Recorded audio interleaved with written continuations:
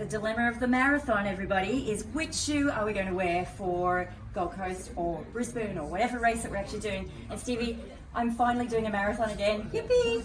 So I've taken the moment of racing into my favourite running shop in training to see my favourite shoe man, Steve Manning, podiatrist and expert in footwear fitting, and have come to find a new pair of shoes ready for race day. And she's going to try some of the super shoes, which have really transformed marathoning in the last few years. People are just loving them so much. They're running faster, but also feeling better by the end of the run. So Stevie, what I did was I've tried on the Endorphin Pro, the Zirconia Endorphin Pro, the Asics Magic Speed Sky, Yes, that's and the edge, but the Sky. the Sky, sorry, they look the same, and the New Balance Fuel Cell. And oh man, they all feel really different. Yeah, that's true. So they all have similar technology, but there's different amounts of cushioning, like the softness probably more than cushioning. But they all have a similar type of idea where they're trying to prevent you from flexing the forefoot. But even something as simple as the toe spring, which you can really see between the two Asics shoes. So this is the Sky and this is the Edge. And you can see that if you put them together, that the Sky has a bigger toe spring, so it tapers down to much quicker than what the Edge does. And that's supposed to be so that if you're in the Edge, it's more of a shuffling type of running style and more of a forefoot type of running style, or midfoot, forefoot running style in the Sky. So it caters for everybody. Well, that's their idea. Whether that works or not, that's a big question, but that's really great. I think that Asics has actually made two shoes that sort of do different things for different types of runners. But we have a lot of other super shoes. And what did you think about this one? Oh, well, can I start with the speed? Yep. So the Endorphin Pro. Yep. Which So is our probably most popular and super shoe. that's the one I'm familiar with because I have the Endorphin Pro for my short races, and and coming back from injury, I've needed a lot of confidence in my footwear, and suddenly feel like I'm ready to go again.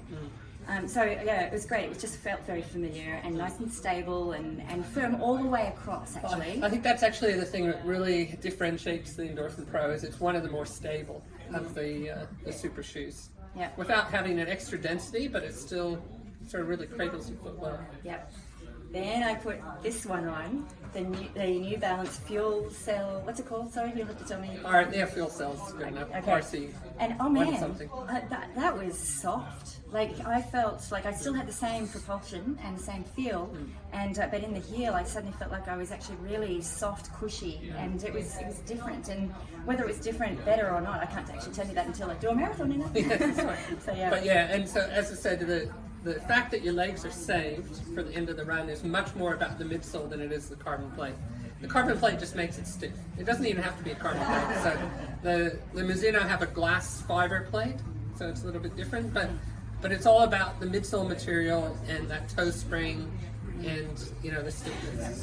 So let's go to toe spring, because I then tried on the Asics Meta Speed Sky, and actually I thought I was going to go flying out our window at the end of the track. And they're so light. And that propelled me, and I'd have to say that while I don't like to be biased towards anything, but I think I might actually head towards this one because it fits everywhere else nicely, and that propulsion and that it was uncontrollable actually almost. Yeah.